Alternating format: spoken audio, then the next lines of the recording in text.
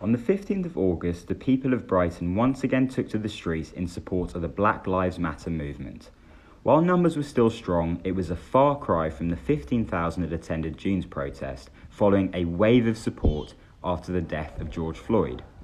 Some, however, feel that it isn't simply about numbers and that August protests felt like a more intimate affair. After the march, I spoke to a few of the public speakers on the day to get their views on the protest and where the BLM Brighton movement is going. I'm Ala Megi and I'm just a speaker at BLM Brighton, and I've just been here at the protests just advocating for Black Lives Matter. Fantastic. Today I think it was kind of a different vibe to the other ones that I've attended. It seemed like a more intimate affair. So the experiences people were sharing seemed to really resonate with the crowd, and it really drew from their personal experiences, and I think that touched a different note, I guess, to like normal. My name's Miri, I'm 17 and I'm just in the group of organisers, and definitely I think this march wasn't as big as some of the other ones we've had. But I think the weather wasn't great, so a lot of people were like, I don't know.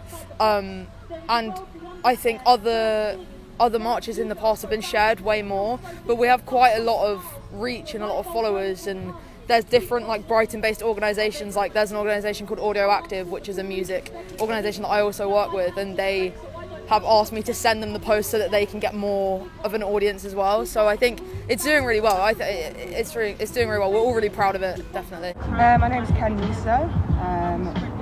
I'm a local person in Brighton. My involvement in it, I don't know. It's got a bit more over, like as the time's progressed. But yeah, I'm here on ground. Today's protest? It was really good, really uplifting. I think it's a lot better organised than it has been previously.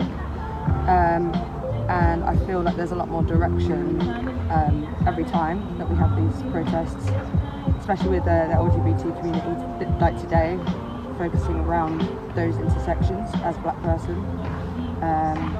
But I think it's gone well, it's peaceful, no one got in trouble, no one got hurt. Clearly, the people close to the movement still have the faith, but of course, we cannot simply keep marching without seeing results. So what can be done in our lifetime to prove that BLM has been a success? Well, we could tighten up the laws. Well, we could defund the police for a start.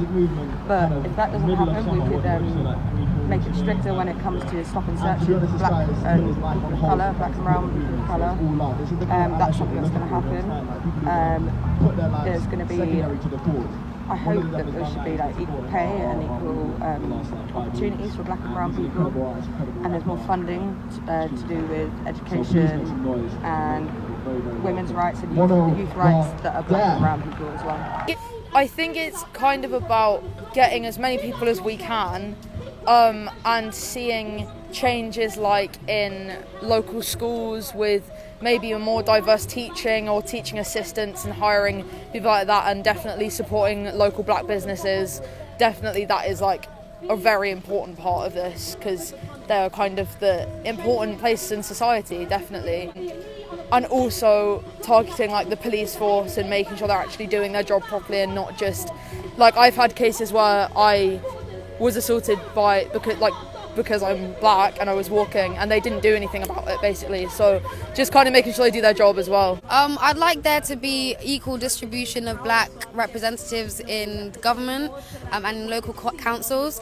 I'd hope for the abolition or the defunding of the police and the reallocation of those services to like public and community organisations. Obviously the abolition of the police doesn't seem like a very reachable goal, but I think that if we just fund community-led organisations, we wouldn't need to fund the police so much.